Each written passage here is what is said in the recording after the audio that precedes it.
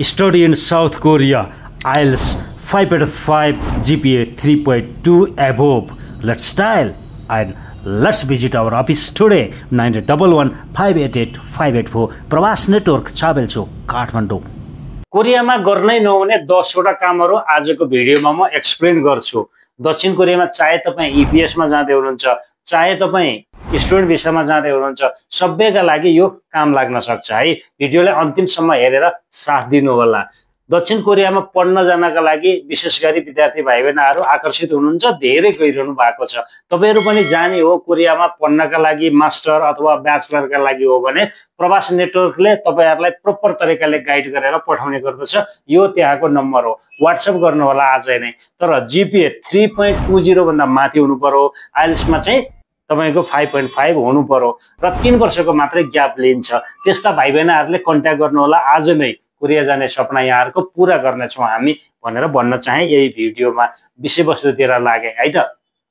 कोरियामा गर्नै नहुने 10 वटा कामहरु है। नम्बर 1 मा तपाईहरुले गर्नै नहुने काम भनेको पब्लिक प्लेसमा स्मोकिङ गर्न पाइदैन त्यहाँ है। पब्लिक एरियामा स्मोकिङ पुरै ब्यान छ। त्यहाँ झुक्किएर पनि नगर्नु होला, एकदमै ठूलो जरिमाना लाग्ने छ है। So no smoking in public area. नेपालको जस्तो चल्दैन। 1 नम्बरमा। नम्बर 2 मा पब्लिक एरियामा तपाईले किसिङ र हगिङ गर्ने कामहरु नगर्नु होला। फिजिकल कन्ट्र्याक्ट तपाईको नगर्दिनु होला। फोटो खिच्दाखेरि केटी मान्छेको यसमा यहाँ हात राख्ने अथवा त्यो सेन्सिटिभ अंगहरुमा चाहिँ तपाईको छुनी जस्ता क्रियाकलापहरु नगर्नु होला। यो कोरियामा एकदमै अभद्र मानिन्छ, असभ्य मानिन्छ। यो अनुमति छैन। सो फोटो खिच्दाखेरि एकदमै ध्यान दिनु होला है।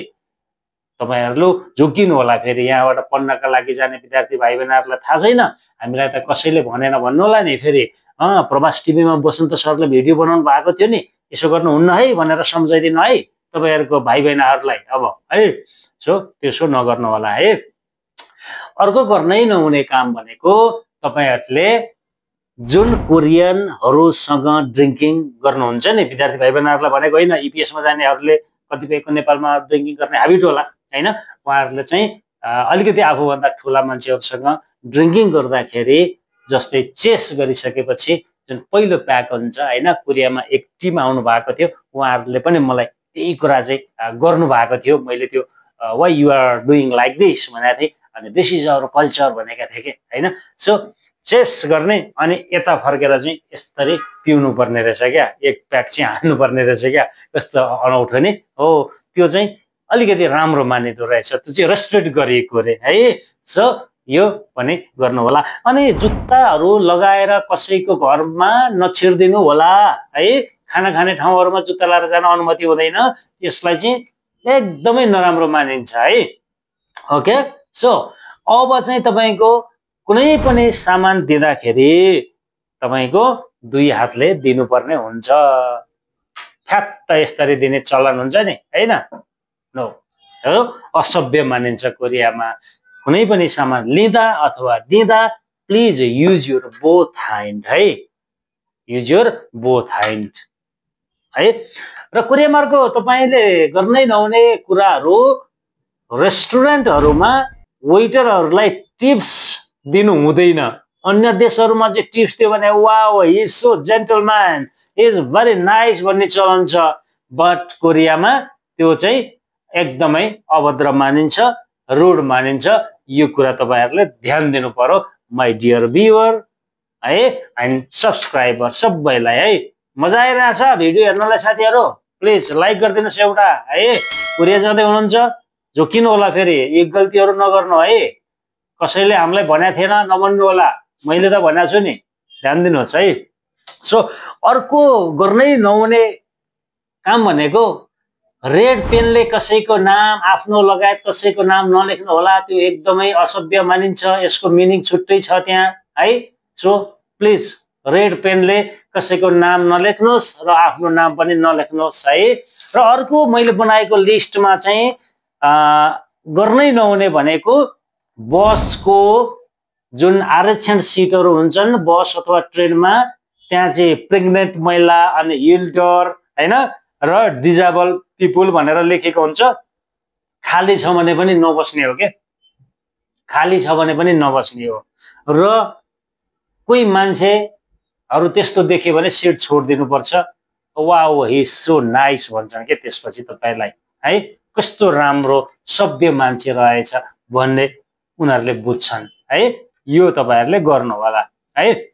सो यिनै कुराहरू हुन्। यो कुराहरू तपाईले ध्यान दिनुभयो भने कोरियामा तपाईहरू सहज तरिकाले बस्न सक्नुहुन्छ। यो सँगसँगै पब्लिक एरियामा झैझगडा गर्ने, अलि ठुलो स्वर निकाल्ने काम गर्नु हुँदैन।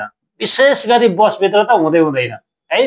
ठुलो कसैको एकदमै साउन्ड हुन्छ नि, ए यता आइज न भन्ने चलन हुन्छ नि, नो, त्यस्तो गर्न हुँदैन है। अनि नचिनेका मान्छेहरूसँग धेरै नबोल्ने, धेरै बोल्दैनन् कोरियाका मान्छेहरू, धेरै बोल्दैनन्। सो तपाईहरूले पनि कम बोल्ने बानीको विकास गर्नुहोस् भन्ने उनीहरूको भनाइ हुन्छ। बोल्ने तर कम बोल्ने रे, क्या कम बोल्ने रे, आवश्यक ठाउँमा मात्रै बोल्ने रे, नत्र असभ्य नागरिक मानिन्छ कोरियामा है। चिच्याउने काम नगर्नु होला है, अनि झैझगडा काम नगर्ने होला। अनि प्लिज प्लिज प्लिज झुक्केर पनि कुनै पनि लेडिजलाई सिधा उसको आँखामा नहेरिदिनु होला, यो ठुलो अपराध मानिन्छ। अनि संवेदनशील अङ्गहरूमा अलिकति टच मात्रै भयो भने पनि तपाईलाई एकदमै ठुलो जरिवाना पर्नेछ, यानि कि डिपोर्टेसनका घटनाहरू समेत आएका छन्। यो सबैबाट तपाईहरू जोगिनु होला। समग्रमा कोरिया अब एकदमै राम्रो देश बन्दैछ। क्यानाडा, अस्ट्रेलिया जस्तै एजुकेसनको लागि पनि राम्रो हब बन्दैछ। धेरै विद्यार्थीहरू गइरहेका छन्। सो तपाईहरू पनि जान चाहनुहुन्छ भने व्हाट्सएप नम्बर तल छ, काउन्सिलिङका लागि अफिस खुल्ला छ। प्लिज तपाईहरू भिजिट गर्नु सक्नुहुन्छ। कोरियाबाट हेर्दै हुनुहुन्छ भने यो बाहेक गर्नै नहुने कामहरू के छन्, के कुरामा ध्यान दिनुपर्छ कमेन्ट बक्समा लेखेर हेल्प गरिदिनुहोस् है। केही पनि बिग्रिँदैन। मैले त मेरो कर्तव्य पुरा गर्ने गरेको हो। मलाई युट्युबबाट लाखौं रुपियाँ आउने पनि होइन, जस्ट सिकाउँदाखेरि मजा आउँछ। मलाई भिडियोहरू बनाउने एउटा नसा भइसक्यो मलाई। अब भिडियो बनाइन भने मैले केही गरी खान्न जस्तो पनि लाग्छ। So thank you very much for watching this video till time. Wherever you are, take care. Bye bye. See you next episode.